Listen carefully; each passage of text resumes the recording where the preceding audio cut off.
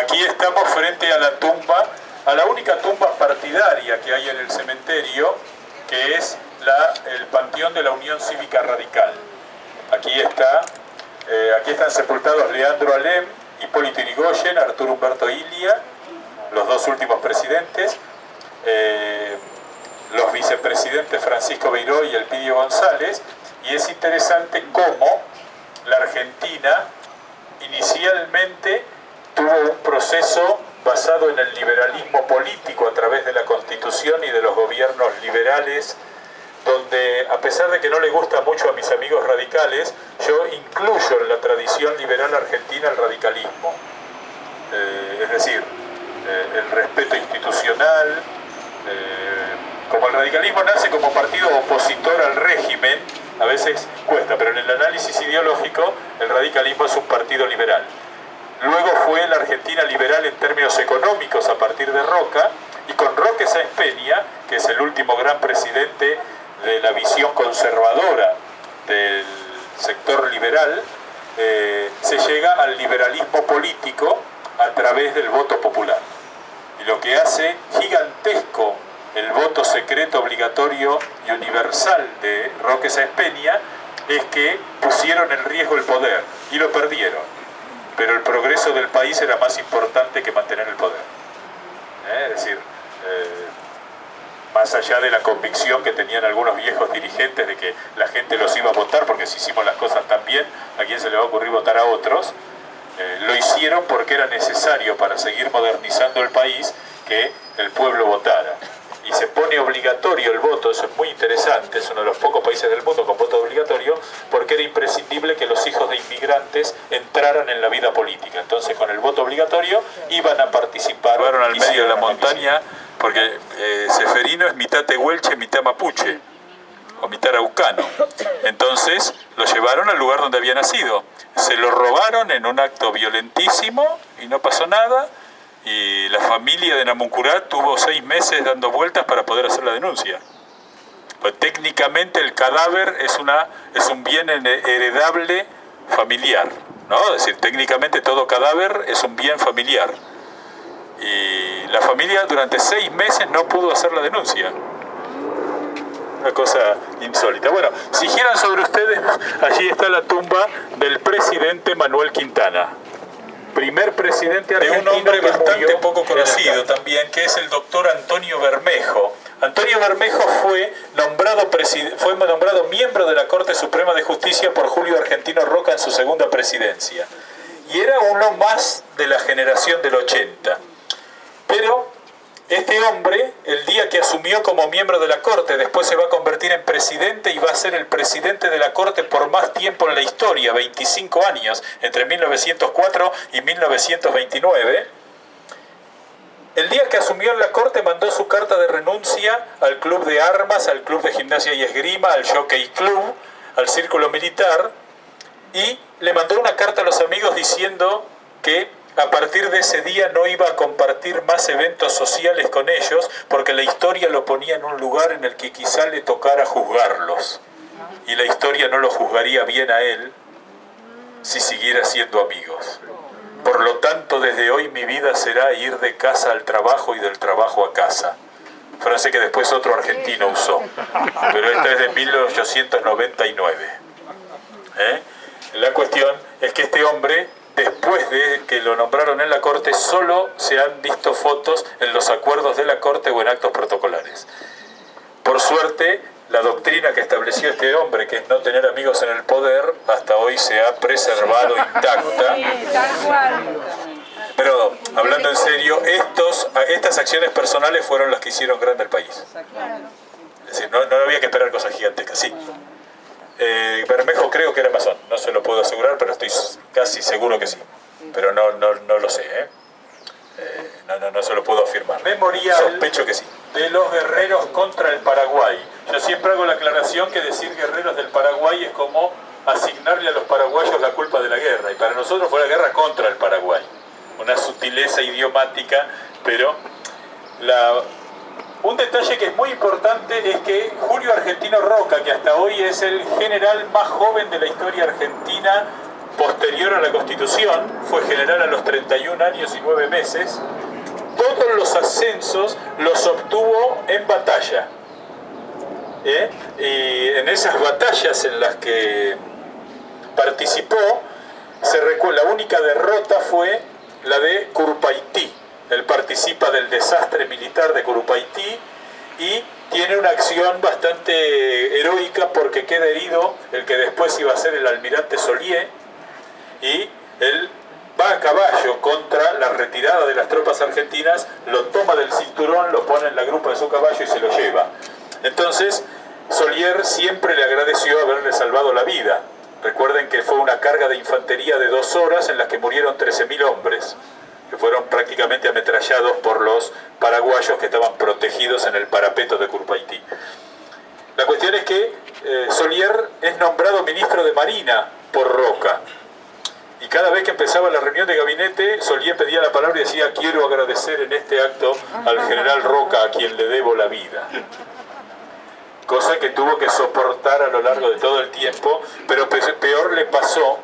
Él ya era presidente, había ido a la chacra de los Lelois, que estaba ahí en las orillas del río de las Conchas, hoy río Reconquista, en lo que es Parque Lelois, en Castelar, y Gregorio Torres, un vecino, estaba nadando, lo agarra un remolino y Roca se arroja y lo salva. Entonces, cada vez que lo veía don Gregorio Torres, don Goyo Torres: general, le debo mi vida.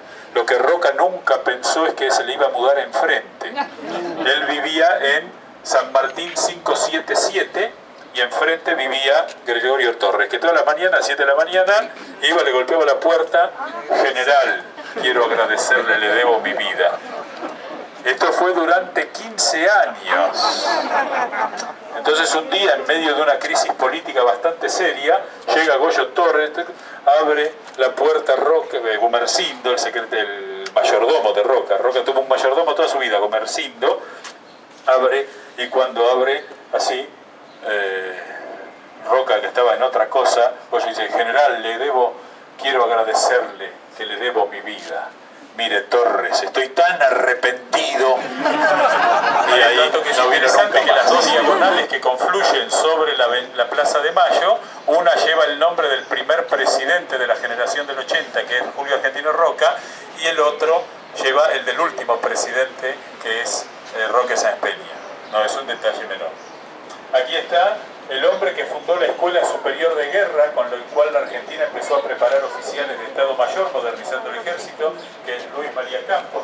Está en la tumba de Nicolás Avellaneda, el antecesor de Roca en la presidencia, hasta hoy el presidente más joven de la historia, 37 años, el presidente que murió más joven, murió a los 49 años, y que fue de los 3 grandes fundadores de la Argentina moderna, que son Mitre, Sarmiento y Avellaneda, quizá el más olvidado de los 3. Sabemos que hay una localidad en el sur de la ciudad que lleva el nombre de Avellaneda, la vieja Barracas al sur, que es el lugar donde se levanta el más bello estadio de fútbol del mundo. Vamos. Ahí tenemos una de las tumbas más interesantes arquitectónicamente, que es la de los Lelois, de la familia, y ahí está sepultado Luis Federico, el premio Nobel. Pero hay un lugar muy, digamos, no tiene sentido que vayamos porque es un pasillo muy pequeño. Aquí está sepultado a unos 15 metros Artemio Gramajo. ¿Quién es Artemio Gramajo? Fue el edecán perpetuo de Julio Argentino Roca. ¿Dónde se hicieron amigos Roca y Gramajo? Roca ustedes saben que Roca estudió en el Colegio Nacional del Uruguay, que junto con el Buenos Aires y el Montserrat son los 3 grandes colegios secundarios del país. El único lugar donde Roca sigue trayendo buena suerte, porque su monumento tiene la nariz pulida, y la I y la O de Julio también, porque los pibes antes de dar examen tocan la I y la O, que parece un 10, y le tocan la nariz y van a rendir examen. Eso hasta hoy. Él estudió allí y como militar le toca ir con un regimiento a Tucumán.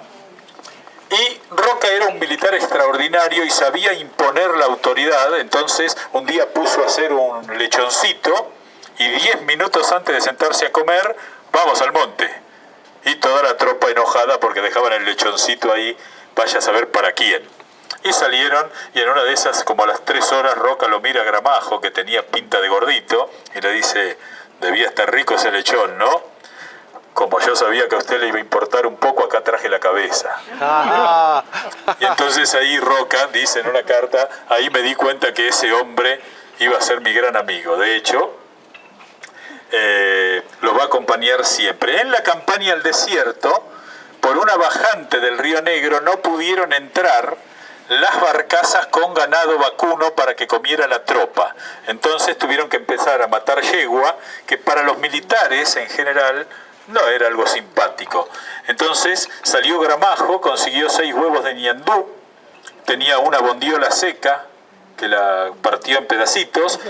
Fue la primera campaña militar en la que se llevaron conservas, iban unos frascos con arvejas y con verduras hechas conserva, y pusieron unas papas, se les acabó el aceite, entonces quedó la papa media babé, la terminaron hirviendo, y mezclaron todo eso, lo comieron, era muy sabroso, y Olegario Víctor Andrade, que era uno de los 6 que comieron, como no pasaba nada en la campaña al desierto, porque era ir caminando y llegar, mandó la receta a su diario. Y entonces se publicó el revuelto de Gramajo como el manjar que había comido el Estado Mayor del Ejército. Y así se puso de moda el revuelto de Gramajo, cuando vayan a un restaurante siempre pidan el revuelto de Gramajo, porque ese es el nombre correcto.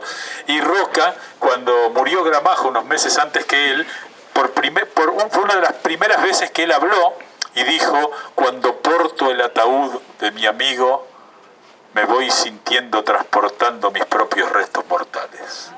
Una frase afectuosa, rara en un tipo que no era muy afectuoso. Digamos, vamos por ahí. La Argentina, como todo país populista, no puede reconocer en el pasado ninguna virtud, tiene que ser fundacional lo que se hace. Piensen ustedes que hasta la aparición de Juan Perón, nunca un partido político tuvo el nombre del personaje que lo lideraba, ¿no? Entonces, el ataque a Sarmiento, el ataque a Sarmiento es más insólito que el ataque a Roca, digamos. Estados Unidos lo declaró el pensador más importante de América en la historia, a Sarmiento. Es el único sudamericano que tiene en la biblioteca del Congreso de los Estados Unidos una sección, Domingo Faustino Sarmiento.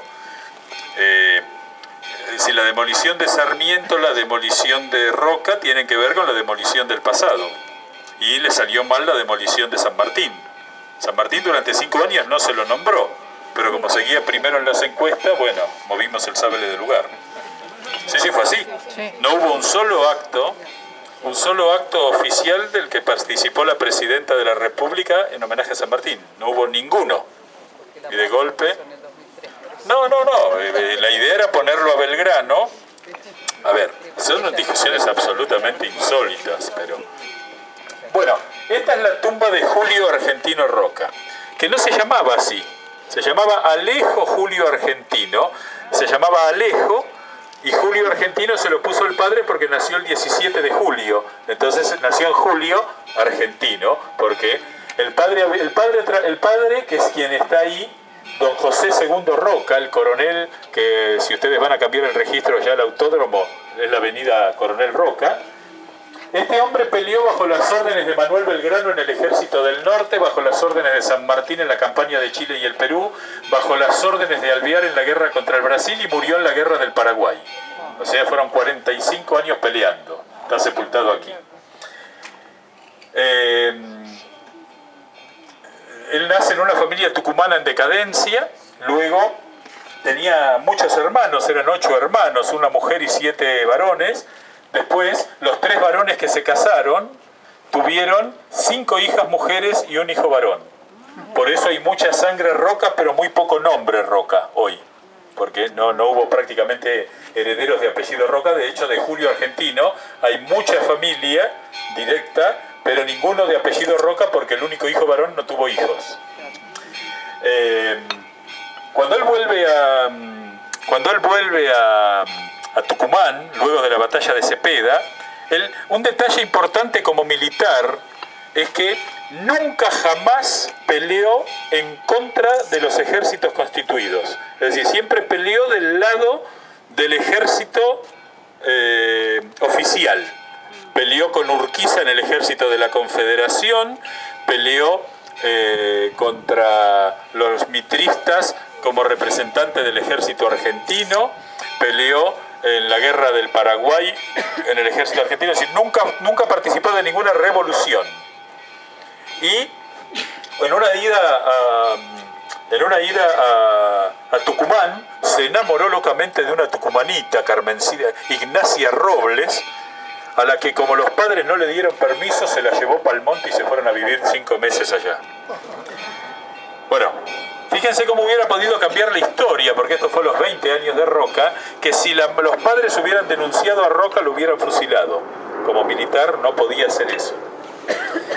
Sin embargo, los padres no hicieron nada, él no supo más nada de Ignacia, luego va a la frontera, él se instala en Río Cuarto, por eso la plaza central de Río Cuarto se llama General Roca, y por suerte hace poco tiempo se rechazó. La frontera llegaba a Río Cuarto. La frontera llegaba a Río Cuarto, esto. Esto es antes de la campaña del desierto, esta era la frontera. O sea, llegaba hasta San Luis, y acá está Río Cuarto. Villa de la Inmaculada Concepción del Río Cuarto. Sí, sí, acá. Río Cuarto es acá. Lo que es celeste era el dominio territorial de la Argentina, esto era el dominio del indio. La cuestión es que ahí, yendo a Córdoba, se enamoró de una piba del clan de los Díaz. La sociedad cordobesa mantiene 10 familias fundadoras todavía. La familia de los Díaz, los propietarios de la estancia Santa Catalina, de ahí vienen los Díaz Vialet, los Calixto de la Torre, ¿no? Una familia aún hoy muy presente en Córdoba. Él se casa con Clarita Funes, cuya hermana, Elisa, estaba casada con un prometedor abogado que era un tal Miguel Juárez Selman. Bien, que después fue presidente después de Roca. Sarmiento cuando se enteró que cierra. No, esta cierra a las 6, quédese tranquilo. Lo que quedó muy interesante, lo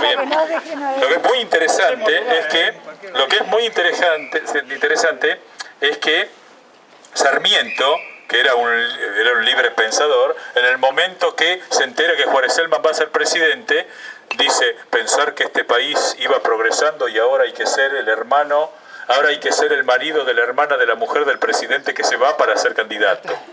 ¿No? O sea, Sarmiento era bastante terrible. La cuestión es que él se casa, tiene 6 hijas, y después va a tener un romance del cual hablaremos en unos metros, pero cuando tenía cerca de 60 años Roca, un día, viene Gumersindo, entra al escritorio y dice, general, en la puerta hay una señora que dice que es hija suya, y es igual a usted. Ahí vino Carmencita, la hija de Ignacia, que había quedado embarazada, y a quien Roca acepta como hija, pero Roca se muere sorpresivamente a los 71 años sin hacer testamento, con lo cual quedó afuera de la herencia, un juicio. Aquí adentro está sepultado Roca, está sepultada su esposa, Clara Funes, están sepultadas sus 5 hijas mujeres y su hijo, que fue luego vicepresidente de la República, es el que firma el pacto Roca-Ranciman. Y además, es algo muy curioso, en el mismo estante donde está el ataúd de Roca, hay una pequeña urna con Alejandro Hutton Watson, el fundador del fútbol en la Argentina, el fundador de Alumni, el fundador del Buenos Aires High English School, el de Belgrano. No sabemos por qué está acá, la familia tampoco sabe, pero debe tener que ver como una afirmación de que Roca sabía de fútbol y había elegido bien. Hay una anécdota maravillosa. Ustedes saben que la primera Copa Internacional de Sudamérica es una copa que juegan el primer seleccionado brasileño con el primer seleccionado argentino en ocasión de una visita de Roca a Río de Janeiro en 1910, y la copa es la Copa Roca, que se llamó Copa Roca hasta que la cambiaron hace 2 años. Una pavada, realmente. Como una avenida Tucumán, que sí, le pusieron sí. Roca, le pusieron Kirchner. Sí, sí. La cuestión es que Roca viaja en el mismo barco que el team argentino, que eran muchos de Alumni y muchos de Racing. La década del 10 para Racing fue gloriosa. Y entonces hay una anécdota, que yo tengo el testimonio escrito de quién fue, se llamaba Oaco, un goleador de la selección y de Racing, y Roca se lo encuentra en la planchada del buque y le dice: espero que deje tan bien en alto el estandarte de nuestro team nacional como deja el del team que compartimos. Y él cuenta la emoción que sintió de que el presidente de la República, el que había sido presidente de la República, le dijera que era hincha de Racing. Así que esto tiene una fuerte intencionalidad de explicarle a los jóvenes para que no se equivoquen. Esta es la placa de más grande que hay en el cementerio. Un detalle de las dos presidencias de Roca es que Roca es el hombre que firmó la totalidad de los límites nacionales. En 1881 el límite con Chile, luego en 1902 lo que quedaba, firma el Tratado de Límites con el Brasil y firma el Tratado de Límites con Bolivia y el Tratado Definitivo de Límites con el Paraguay. Por eso se le pone el Ejército y la Armada de la Nación.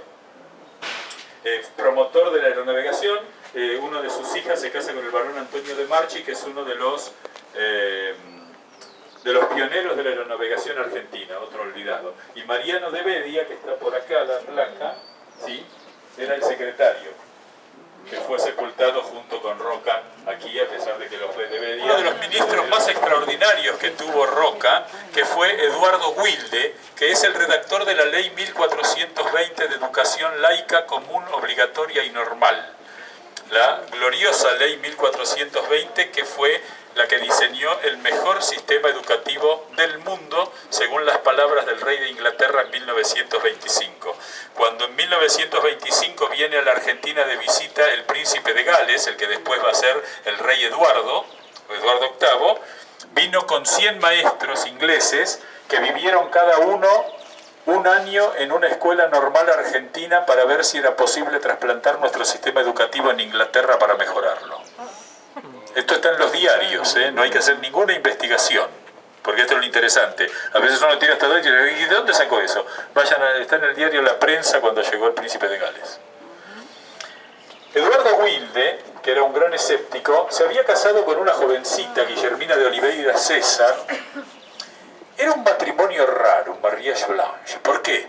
Porque él jugaba las cartas con sus amigos y hacía pasar a sus amigos a la noche y les mostraba el dormitorio de su mujer y decía: miren el ángel que tengo por esposa. Yo lo quise hacer en casa el otro día, mi mujer me sacó escopetazos. No se puede. Bueno, la cuestión es que Roca inicia un romance con Guillermina de Oliveira César, que obviamente fue un escándalo. Un día Wilde en su casa recibe un enorme paquete y al abrirlo aparecen una magnífica cornamenta de ciervos. Entonces, él era un escéptico, un pragmático, fue al fondo de la casa, le pidió al mensajero que se quedara, cortó 48 rosas, las metió dentro del paquete y se las envió al destinatario, que era quien le había mandado los cuernos sin decir quién era. Entonces le puso una esquela extraordinaria: estimado amigo que no conozco, uno siempre obsequia aquello que en casa abunda. Le agradezco sus cuernos, le mando mis rosas. Extraordinario. Bueno, en un momento dado el escándalo era tan grande que Roca decide mandarlo a Wilde como embajador a los Países Bajos para separarse de su esposa. Entonces, la tapa de Caras y Caretas es imperdible porque está Roca discutiendo con su ministro de Relaciones Exteriores y le dice: pero ¿usted piensa que hacemos bien en enviarlo a Wilde a los Países Bajos? Pero cómo no, seguramente ha de serle grato a Guillermina. La reina de Holanda se llamaba Guillermina, entonces quedaba el juego de nombres. Lo impresionante es que en el 13 muere Wilde y entonces los dos estaban libres para encontrarse. Y los dos escribieron al mismo tiempo una carta en la que se prometían amor eterno pero no verse más. Porque lo que les gustaba de esa relación era eso. Y no se vieron más. Aquí está sepultada Guillermina de Oliveira César, sin que le haga mucha gracia a doña Clara, que está ahí nomás. En 1910, para el centenario, Roca estaba sumamente peleado con el vicepresidente, que fue el que acabó con el poder político del sistema de Roca. Entonces decidió irse a Europa. estaba en Niza y jugando al Bacará, él había logrado tener 3 estancias. La Larga en Deró, que aún existe, en manos de los Alvear, o sea, de los descendientes de Roca, que eran las 50.000 hectáreas con las que la provincia de Buenos Aires le pagó a Roca los servicios por la campaña del desierto. Después tenía La Paz, que era la estancia que había heredado su mujer en Escochinga, una estancia espléndida, que ahí está, sí, incluso uno puede ir a pasar unos días ahí. Yo pasé una noche me fui con mi señora y le invité a pasar una noche en la habitación del general Roca y dormí en la cama de Roca. Me di el gusto. Nada. No, pero... Yo dormí en la cama de Franklin y sentí bueno. Claro, sí, pero esos gustos hay que dárselos. No pasó nada extraordinario. Por eso que rejuveneció tanto. ¿Cómo? Por eso que rejuveneció tanto. Puede ser. Bueno, la cuestión es que, y la tercera estancia es la única que él compró en Solís, que era una estancia de engorde. Criaba en La Larga, llegaba a Solís y de Solís a Liniers llegaba el ganado con más peso. La cuestión es que estaba en Niza y una mujer se acerca y le dice: Monsieur le Général, una muchacha, Hélène Duhart, que era una húngara, una muchacha que buscaba acompañar a algún hombre de dinero y que se convirtió en la amante oficial de Roca. Y él la trajo aquí, le levantó una casa en La Larga, que aún hoy se conserva como la casa de la Madama, donde esta mujer vivía con 1.000 hectáreas que Roca le dijo a los hijos que se la tenían que dar, que después no se la dieron. Cuando muere Roca fue velado en la casa de gobierno, entra Carmencita y ante su padre muerto se pone a llorar y la hija menor de Roca mira a la mayor y le dice: ¿y esa quién es? Otra de las hijas de papá. La frialdad. Además, todas las hijas de Roca eran iguales a él. Feas. Muy feas. Pero igual, digamos, no se podía dudar del padre. La cuestión es que después, en el tema de la herencia, esta mujer fue echada de Deró, no le dieron las cabezas de ganado que le había prometido Roca ni las hectáreas, y terminó muriendo en un campamento petrolero en Mendoza, golpeada por un jefe de departamento donde oficiaba en 1951 como prostituta vieja. 65 años, si no me equivoco, fue en el 8, claro, en 1908, ese día le llega el retiro. Entonces le llega el retiro militar, lo cual a él como militar lo afectó, y lo que le sorprendía es que le llega el certificado de servicios por 69 años, 3 meses y 4 días. Entonces dice: qué extraño servir en una organización en la cual uno le brinda servicio por más años de los que vive. A veces saben que el estado de sitio y los estados de guerra se cuentan dobles o triples. Dos detalles interesantes es que el presidente Roca fue el primer presidente que hizo una gira por la Patagonia. Él, cuando se va a entrevistar con el presidente Errázuriz, allá en Punta Arenas, que va a entrevistarse previamente a una guerra. Y lo que nosotros conocemos como el abrazo del estrecho fue un frío apretón de manos. Ahí se demostró, por un lado, él recorre la Patagonia. De hecho, en Santa Cruz, en Río Gallegos, todavía quedó en pie el balcón de Roca, porque fue el primer presidente que le habló a los patagónicos desde un balcón a la calle. Tiraron abajo el resto del edificio, pero quedó el balcón, que es Monumento Histórico Nacional, bastante curioso, al lado de la gobernación de Santa Cruz. Si alguien quiere ver la opinión de Néstor Kirchner sobre Roca, lea su discurso inaugural como intendente. El modelo patagónico de hombre lo fijaron 2 grandes argentinos, Francisco Pascasio Moreno y Julio Argentino Roca. Por eso el monumento de Roca no se quitó en Río Gallegos.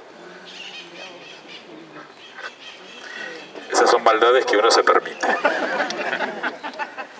Roca va a la entrevista del Estrecho sin muchas expectativas, pero el Comodoro Rivadavia, primer ministro de Marina que tuvo el país, nieto de Bernardino, le dice: general, ¿y si le entramos por atrás a los chilenos? ¿Cómo por atrás? Claro, él estaba en Ushuaia, en vez de entrar por el lado argentino al Estrecho, damos la vuelta por abajo y, buenísimo. Bueno, así fue, la flota argentina entró por Chile al estrecho de Magallanes. Toda la flota chilena mirando para allá esperando la llegada de la flota argentina. A las 12 celebrando que los argentinos habían llegado tarde. Exactamente a esa hora todas las bocinas de los barcos argentinos sonaron a espaldas de los chilenos, que tuvieron que dar vuelta a los barcos rápidamente para no quedar desairados.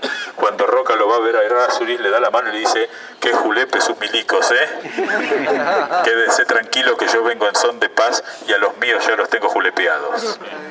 Después de acá llegó a Buenos Aires y de aquí, ¿qué hizo? Inmediatamente se fue a Brasil. Fue a verlo al presidente Campos Sales a Río de Janeiro. Y entonces le pidió a Campos Sales: "Mire, nosotros acá no vamos a hablar nada, pero usted le pido que si algún periodista le pregunta, le diga que lo que habló con Roca no lo puede decir". Y así fue. Campos Sales: "¿Qué hablaron con el presidente Roca?". "No se lo puedo decir", lo cual hizo que los chilenos estuvieran convencidos que había negociado una alianza. Eso le permitió cerrar todos los asuntos de frontera. No en vano le llamaban el zorro. Cuando un enemigo político, no un enemigo, un adversario político dentro del Partido Autonomista Nacional, que era Roque Sáenz Peña, sale candidato a presidente y no había forma de bajarlo, ¿qué hizo Roca? Lo convenció al padre que fuera candidato. Entonces don Luis se presentó y Roque bajó su candidatura porque no podía pelear con el padre. Era mucho más interesante la política. Quiero comentarles, podríamos hablar muchísimo sobre Roca. Si algún día van a Concepción del Uruguay, vayan al Colegio Nacional, cuna de 3 presidentes argentinos, y les cuento qué va a pasar mañana, que es la fecha de Roca. Yo voy a estar en Bariloche charlando sobre Roca con unos amigos, fundando la filial Bariloche del Instituto de Investigaciones Históricas Julio Argentino Roca, aquí en Buenos Aires. Hace 4 meses hemos fundado con Rosendo Fraga, con Rolando Hanglin, con Alejandro Fargosi y algunos otros amigos del Instituto de Investigaciones Históricas Julio Argentino Roca. Estamos haciendo muchas actividades.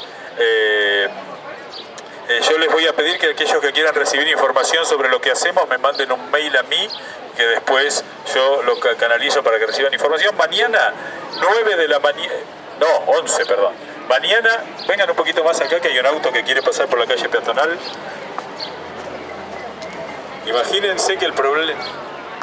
Todos los argentinos decidimos mañana cumplir la ley. 15 minutos después de esa decisión, la Argentina se detiene. No está previsto que en la Argentina los ciudadanos cumplan la ley. Tengamos conciencia de eso. Bueno, mañana 11 de la mañana, aquí en la tumba de Roca, va a hablar el doctor Isidoro Ruiz Moreno, que quizá muchos lo conocieron en el programa que hicimos con Marquich sobre guerreros argentinos, que fue el que sabía, el que hablaba de los grandes militares y guerreros argentinos. Después, a las 3 de la tarde, vamos a poner una ofrenda floral en el monumento a Roca en la Plaza Constitución. Y a las 7 de la tarde, en el Club del Progreso, va a haber una charla entre 3 jóvenes argentinos estudiando a Roca, proyectando el futuro del país. 3 pibes de menos de 30 años. Que van a hablar de Roca, entrada libre y gratuita a los 3 eventos, así que los que quieran ir, estaremos ahí. Y yo espero aparecer en los diarios después de haber terminado, porque vamos a ir a poner una ofrenda floral al monumento a Roca, después vamos a tener una charla y después el obispo va a rezarle un responso a Roca en el vitral de la catedral de Bariloche, donde está el general Roca junto al obispo Escalada, y que hemos logrado que no saquen el vitral. Pero bueno, así estamos. Así que, bueno, yo les quiero agradecer enormemente que ustedes nos hayan acompañado. Lo digo ahora, pero quiero que lo sepan. El dinero de esta visita y de todas las visitas que hacemos en homenaje a Roca, lo estamos juntando para pagar la restauración de la estatua de Roca en Bariloche. Ese es el objetivo del dinero que recaudamos con estas visitas, porque queremos un día restaurar el monumento, que fue bastante bueno porque lo ataron a un auto y no se rompió ni la pata, así que aguantó. Y bueno, poder hablar de un personaje como muchos otros que hicieron posible una Argentina de la cual aún nosotros seguimos disfrutando, es bastante interesante. Así que bueno, muchísimas gracias. Gracias.